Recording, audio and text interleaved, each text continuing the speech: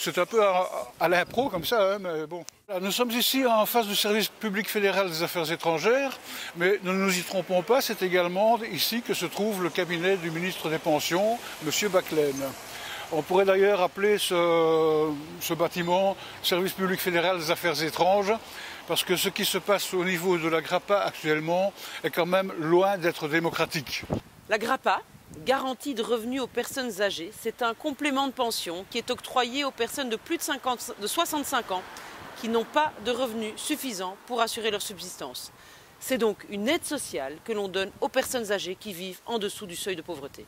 Nous avons un tas de problèmes à ce sujet-là et nous les avons soulevés, ces problèmes, avec le Gang des Vieux en colère et l'appui de la Ligue des droits humains, qui nous a fortement aidés à mettre en place une manifestation qui aura lieu ici même, ce lundi 17 février à 10 h.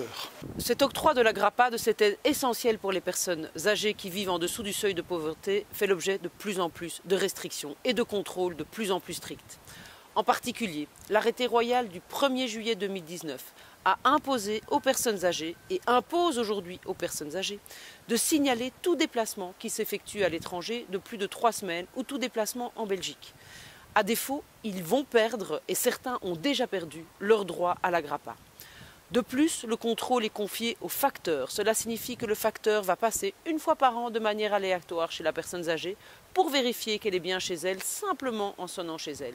Si elle n'est pas là, il repassera dans les 21 jours et si à nouveau la personne n'est pas là, il laissera un avertissement indiquant à la personne qu'elle doit se rendre dans les 5 jours avec un certificat de résidence. De nombreuses personnes ont déjà perdu leur droit à la GRAPA dans ces conditions. C'est inacceptable, c'est un contrôle injustifié qui porte atteinte à la liberté de déplacement de ces personnes âgées.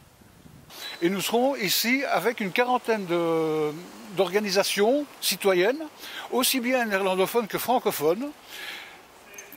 Et nous démontrons par là que travailler entre néerlandophones et francophones reste tout à fait possible, bien que certains politiciens veuillent nous faire croire le contraire. Qu'allons-nous dénoncer? Nous allons évidemment dénoncer l'aspect des contrôles qui sont absolument incroyables et insupportables dans un État démocratique. Le ministre des Pensions, qui est lui-même médecin, ne devrait pas ignorer que le stress qu'il crée en mettant les gens sous pression peut générer un tas de maladies, un tas de pathologies dont il serait responsable. Nous entendons lui communiquer notre souci par rapport à ça et essayer, dans la mesure du possible, de lui faire adopter une attitude un peu plus humaine. Nous vous attendons nombreux ce 17 février devant le cabinet du ministre Baclen. Nous nous mobilisons pour demander la fin de ces contrôles pour les personnes âgées. Soyez avec nous et si vous ne pouvez pas être avec nous, partagez cette vidéo et faites connaître ce problème pour que nous soyons mobilisés autour de l'arrêt de ces contrôles injustifiés pour les personnes âgées. Nos aînés méritent plus de considération et de respect.